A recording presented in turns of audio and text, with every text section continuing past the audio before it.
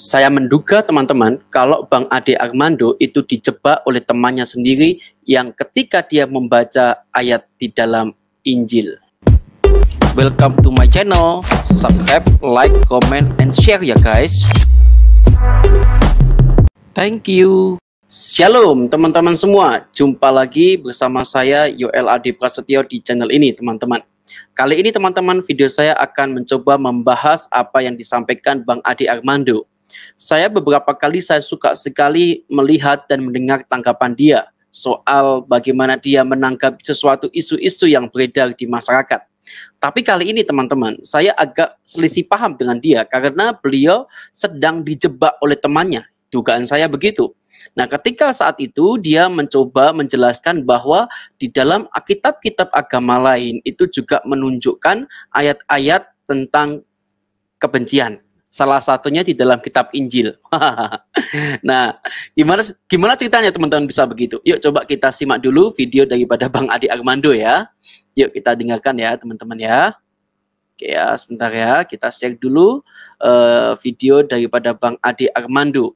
Dia menyebutkan ada 3 ayat ya di dalam kitab Injil yang disampaikan oleh dia di channel Cokro TV ya. Coba kita dengarkan sama-sama ya.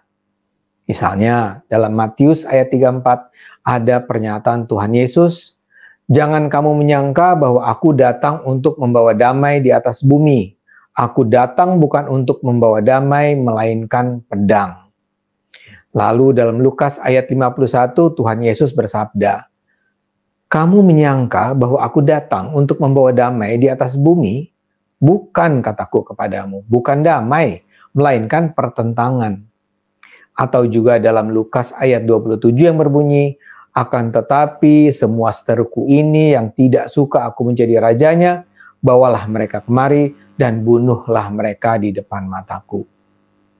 Kalau ayat-ayat itu dibaca apa adanya, sangat mudah orang menuduh Kristen sebagai agama yang penuh kebencian. Nah, teman-teman, kali ini saya mencoba melihat bahwa Bang Ade Armando ini dijebak oleh temannya ya. Dia itu dikirimi beberapa ayat tentang kitab suci, yaitu tentang Injil teman-teman.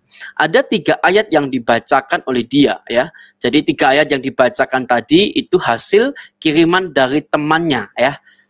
Memang di dalam video itu tidak diungkapkan siapa teman daripada Bang Ade Armando.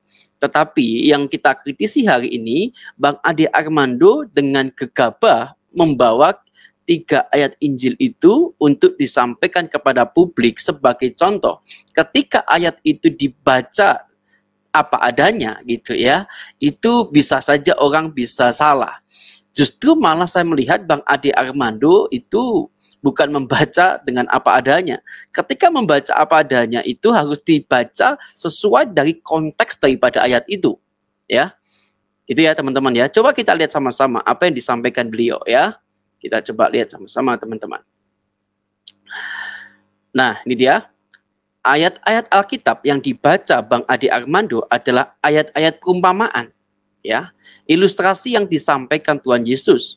Bukan anjuran mengajarkan kekerasan dan kebencian dalam Kristen. Ya. Contoh misalkan ya, beliau tadi membaca 3 bagian. Yang pertama Matius 10 ayat 34.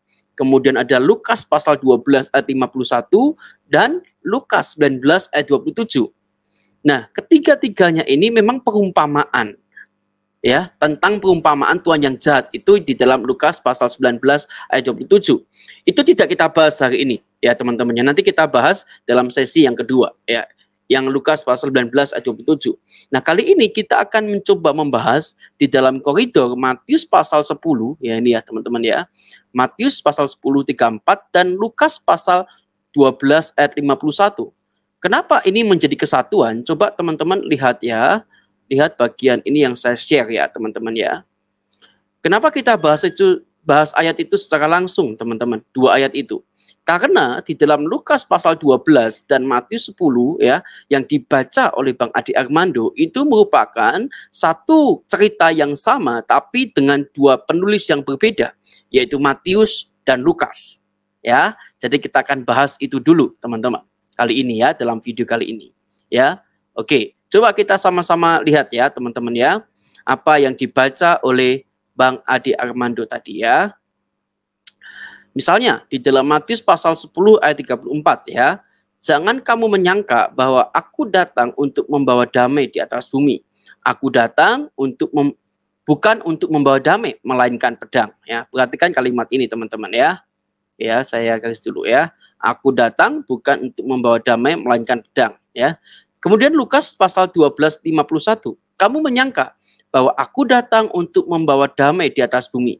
Bukan katanya ya. Kataku kepadamu, bukan damai, melainkan pertentangan ya. Jadi kedua ayat firman Tuhan ini merupakan kisah yang sama ditulis oleh orang yang berbeda, Matius dan Lukas ya. Buktinya ini hampir mirip kata-katanya. Yang satu ngomong melainkan pedang, yang satu melainkan pertentangan. Coba kita kupas pelan-pelan teman-teman ya. Pertama, kita harus paham bahwa Yesus datang bukan untuk membawa damai yang menutupi perbedaan hanya demi keharmonisan yang dangkal. Ya. Jadi Yesus datang itu bukan bawa damai hanya untuk menutupi perbedaan dalam konteks keharmonisan yang dangkal. Ya. Jadi konflik dan pertentangan akan timbul dari antara orang-orang yang memilih mengikut Yesus. Ya. Dengan orang-orang yang tidak memilih ikut Yesus. Jadi bagian firman ini, Yesus itu mengingatkan kepada orang-orang yang mengikutnya. Ketika kamu mengikut aku, nanti pasti akan terjadi pertentangan dengan orang yang memilih untuk tidak mengikut aku. Dan begitu. Nah, tapi teman-teman, bagian ini juga tidak terpisah. Ya, kita bisa menantikan saat itu ketika semua konflik akan diselesaikan. Ya, jadi ini adalah peringatan dari Tuhan Yesus kepada orang-orang yang mendengarnya saat itu. Kalau kamu ngikut aku, nanti kamu itu akan terjadi pertentangan loh. Nah, intinya di sana ya. Jadi itu bisa diselesaikan di dalam ayat-ayat firman Tuhan yang lain. Contoh misalkan di dalam Yohanes 14 ayat 27 dikatakan di sana, damai sejahtera aku tinggalkan bagimu, damai sejahtera aku berikan kepadamu, dan apa yang kuberikan tidak seperti yang diberikan oleh dunia kepadamu. Janganlah gelisah dan gentar hatimu. Jadi Tuhan Yesus meninggalkan kepada orang-orang yang percaya kepadanya, yaitu apa? Damai sejahtera. Menarik lagi ketika kita membaca Matius pasal 5 ayat 9. Mengatakan apa? Berbahagialah orang yang membawa damai, karena mereka akan disebut anak Allah. Mantap jiwa bagian ini. Artinya adalah Yesus mengajarkan orang-orang yang mengikut dia harus membawa damai. Meskipun orang-orang tidak suka dengan para pengikut Yesus, tapi pengikut Yesus itu diajarkan untuk membawa damai. Bahkan dikatakan dengan tegas dalam bagian ini, jikalau mereka tidak membawa damai gitu ya, mereka disebut bukan anak-anak Allah. Tetapi barang siapa orang yang membawa damai, mereka akan disebut anak-anak Allah. Wow, mantap jiwa ini ajaran Tuhan Yesus ya teman-teman ya. Oke, ya ajaran Tuhan Yesus itu memang luar biasa teman-teman. Coba kita lihat ya. Memang teman-teman ya, ketika kita menjadi pengikut Kristus ya atau menjadi orang Kristen, itu bisa saja kita dipisahkan oleh teman dan anggota keluarga kita. Itu sudah diingatkan oleh Tuhan Yesus ya. Jadi ketika kau mengikut aku, kamu bisa saja terpisah hubungan dengan mereka yang tidak mengikut aku. Misalkan keluarga gitu ya. Dengan mengatakan hal ini, Yesus bukan menganjurkan tidak taat kepada orang tuanya, tidak. Atau berkonflik kepada mereka. Sebaliknya, Yesus sedang menunjukkan bahwa kehadirannya menuntut sebuah keputusan. Ketika engkau mengikut Yesus, ada harga yang harus dibayar, ya. Karena apa? Sebagian orang mau mengikut Kristus, sebagian tidak mau. Konflik pasti akan timbul. Ini sudah diingatkan oleh firman Tuhan. Ya, saat kita memikul salib, kita dan mengikut Dia, tentu ada perbedaan nilai, moral, tujuan kita. Karena orang-orang percaya tujuannya jelas, yaitu masuk di dalam kerajaan surga. Nah, ini yang akan memisahkan kita dengan orang lain. Nah, ya. Jadi dalam bagian ini, Kristus sedang memanggil kita untuk tugas yang lebih tinggi, daripada sekedar mencari damai. Ya. Tapi orang-orang percaya, ya kan, orang percaya diminta untuk membawa damai, bukan membawa kebencian bagi orang-orang yang berbeda dengan mereka. Jadi teman-teman, dari kisah ini saja Bang Ade Armando sudah salah ya, salah dalam menafsirkan, salah dalam mengutip kalimat ya. Memang dia katakan dia dikirimi ayat yang merasa bahwa ayat itu ayat tentang pertentangan, mengajarkan kebencian, padahal tidak ya. Itu adalah penggalan daripada ayat-ayat perumpamaan ya. Jadi Bang Ade Armando, pesan saya ketika Bang Ade Armando membaca satu bagian ayat firman Tuhan, satu bagian Injil, tolong juga dibaca konteks daripada ayat itu.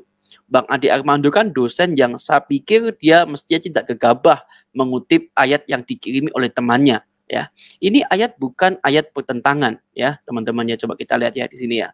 Ini ayat bukan ayat untuk bermusuhan, tidak. Ini adalah kalimat peringatan ya, peringatan kalau kamu ikut aku maka kamu itu akan ditentang oleh banyak orang. Itu Bang ya. Jadi Bang Ade Armando kali ini dijebak oleh teman-temannya dan berhasil. Oke teman-teman, kita jumpa di part 2 ya. Kita akan bahas ayat yang satu lagi ya. Jangan lupa teman-teman like tayangan ini dengan like, maka video ini bisa direkomendasikan oleh YouTube ya. Jadi kita akan jumpa di dalam video kedua, kita akan bahas Lukas pasal 19 ayat yang ke-27.